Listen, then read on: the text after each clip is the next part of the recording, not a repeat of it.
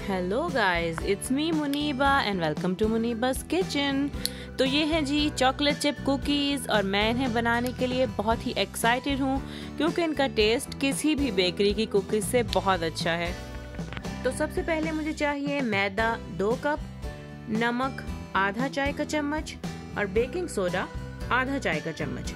आप इन सब चीज़ों को अच्छी तरह से मिक्स कर लीजिए। इसमें जितनी देर में ये मिक्स होता है आप एक दूसरे बर्तन में बटर मेल्ट कीजिए 1 कप, और अगर बटर ना हो तो देसी घी या ऑयल का इस्तेमाल कीजिए जैसा कि मैं ऑलवेज कहती हूँ।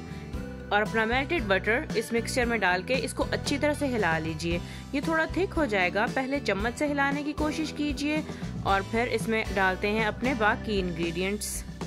जी तो अब मैं डालूंगी इसमें ब्राउन शुगर 1 कप। अगर आप चाहें तो व्हाइट शुगर का इस्तेमाल भी कर सकते हैं, लेकिन चॉकलेट चिप कुकीज़ का कलर ब्राउन होता है, ये ब्राउन बन के तैयार होती हैं, तो मैंने सोचा इसमें ब्राउन शुगर का इस्तेमाल करूं ताकि ये इसके टेस्ट को और बढ़ा दें।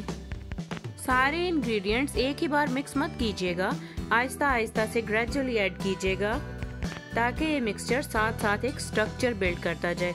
तो अब डालूंगी जी इसमें 2 रूम टेम्परेचर एग और 1 टीस्पून वनीला एसेंस जो इसकी खुशबू को मज़ीद बढ़ा देगा। देखिए तो ये मेरा मिक्सचर बनके तैयार हो चुका है। इसमें ऑलमोस्ट मैंने सब चीज़ें डाल दी हैं। अब बारी है अपनी चॉकलेट चिप्स की। मैं सेमी सुई चॉकलेट चिप्स यूज़ कर रही हूँ, आप डार्क चॉकलेट भी यूज़ कर सकते हैं। अपनी मर्ज़ी के मुताबिक कम या ज़्यादा ऐड कीजिए और बार बार इस मिक्सचर को नीचे तक हिलाते जाइए ताकि आपका सारा बैटर अच्छी तरह से मिक्स होता जाए। तो अब बारी है जो इसके फ्रिज में जाने की, जो कि मैं आधे घंटे के लिए फ्रिज में रखूँगी इसको रैप करके, ताकि ये हार्ड हो जाए और हमें इसकी बॉल्स बनाने में आसानी हो। जी तो आधे घंटे के बाद मैंने इसे निकाला है। अब अपने हाथों पर कुछ ऑयल लगाकर इनकी बॉल्स बना लें। इसके लिए आप आइसक्रीम स्कूपर का इस्तेमाल भी कर सकते हैं क्योंकि इससे सब कुकीज़ की एक ही साइज़ बनेगी। तो इस रेसिपी से आपकी 20 कुकीज़ बनेंगी, लेकिन आपका अगर साइज़ स्मॉल है तो फिर 22 बनेंगी।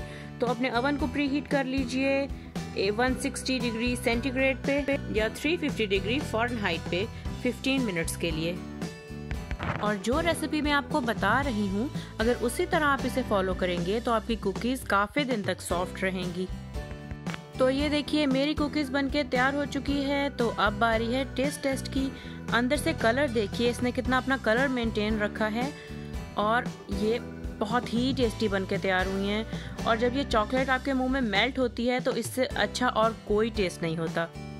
आई होप आपको रेसिपी अच्छी लगी होगी। तो वीडियो को लाइक कीजिए, चैनल को सब्सक्राइब कीजिए। Bye bye.